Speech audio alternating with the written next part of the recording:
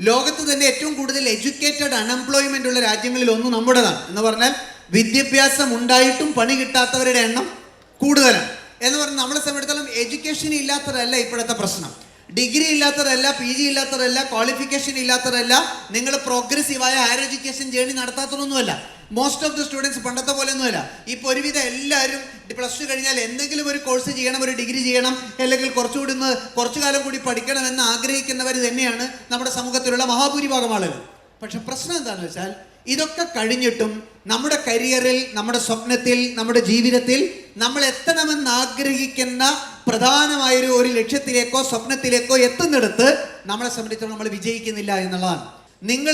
നമ്മൾ ഈ ഏൽപ്പിക്കപ്പെടുന്ന പഠിക്കുന്ന കോഴ്സുകൾക്ക് അപ്പുറത്തേക്ക് സഞ്ചരിക്കാൻ നമ്മുടെ ജീവിതത്തിന് കഴിയുക, കരിയറിന് കഴിയുക, നമ്മുടെ ജീവിത സാഹചര്യങ്ങൾക്ക് കഴിയുക.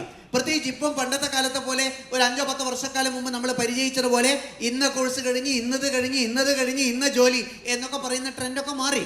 നിങ്ങൾക്ക് കഴിവുണ്ടെങ്കിൽ, നിങ്ങൾക്ക് പ്രതിഭയുണ്ടെങ്കിൽ, നിങ്ങൾ പ്രൂവ് ചെയ്യാൻ റെഡിയാണെങ്കിൽ, നിങ്ങൾ സ്കിൽഡ് ആണെങ്കിൽ, നിങ്ങൾ കോമ്പിറ്റൻ്റ് ആണെങ്കിൽ, നിങ്ങൾക്ക് ഏത് ലക്ഷ്യത്തിൻ്റെ ഉയരങ്ങളിലേക്കും കടന്നു പോകാൻ കഴിയുന്ന രീതിയിലുള്ള അവസരങ്ങളും സാഹചര്യങ്ങളും എൻ്റെയും നിങ്ങളുടെയും മുന്നിലുണ്ട് എന്ന കാര്യത്തിൽ യാതൊരു സംശയമില്ല. കാരണം എഡ്യൂക്കേഷൻ എന്ന് പറയുന്നതും നമ്മൾ നേടിയെടുക്കുന്ന ക്വാളിഫിക്കേഷൻ എന്ന് പറയുന്നതും it will be merely a foundation for you to grow.